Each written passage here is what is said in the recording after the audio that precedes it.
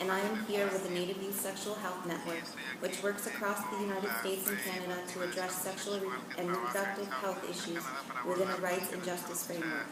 We present the following statement to support the implementation of recommendations made in the EGM final report. We also call on UN bodies to work towards implementation of the section on Indigenous peoples in the Montevideo Consensus. As outlined in Item 17 of the report on the right to self-determination and free and prior and informed consent for Indigenous people, not only as applied to our lands, territories, and resources, but also our sexual and reproductive health and rights. These are set out in the ILO Convention number 169, which was cited as another fundamental instrument addressing the underlying determinants of sexual and reproductive health and still requires effective implementation. We recommend the forum, special rapporteur, and related environmental mechanisms include in future work addressing chronic social stressors and the impacts of environmental violence on Indigenous people's bodies and sexual and reproductive health. As set out in both international covenants and Articles 14, 23, and 24 of the Declaration, Indigenous peoples have the right to set our own priorities and directions for the development, which applies to setting health priorities and managing health systems. States need to continue to transfer and redistribute control, leadership, and management of their health resources directly to Indigenous peoples.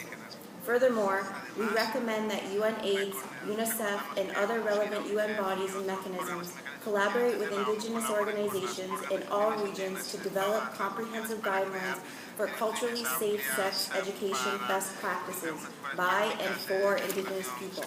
This type of comprehensive education serves as effective prevention on a host of other issues.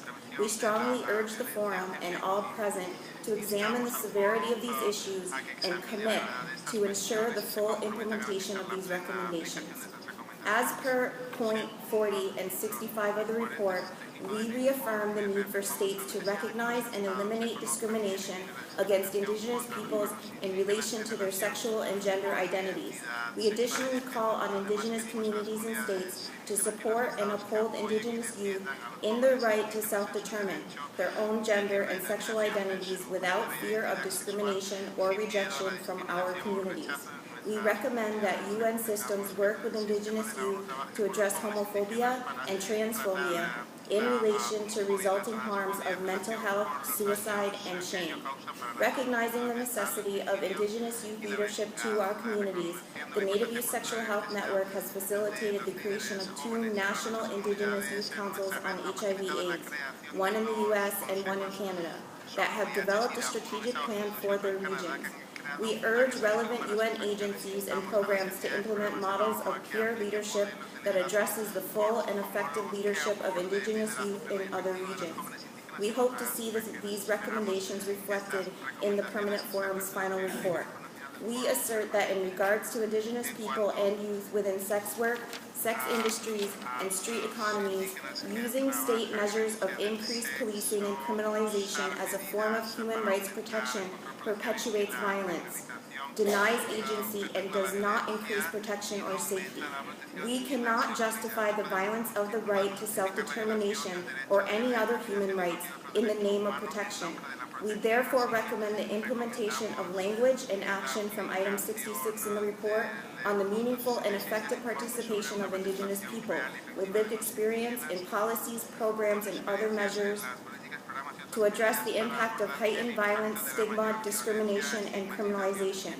We remain urgently concerned about the right to health in the UN Declaration of Indigenous People, and youth who are criminalized, policed, and who experience incarceration. Specifically, the prohibition from state governments of harm reduction programs inside prisons, jails, and youth detention facilities, which has resulted in dramatic increase in HIV and hepatitis C. Canada is currently undergoing a federal lawsuit on this issue. Furthermore, the rights of pregnant women who are incarcerated continue to be violated through shackling during labor and immediate removal of infants after delivery.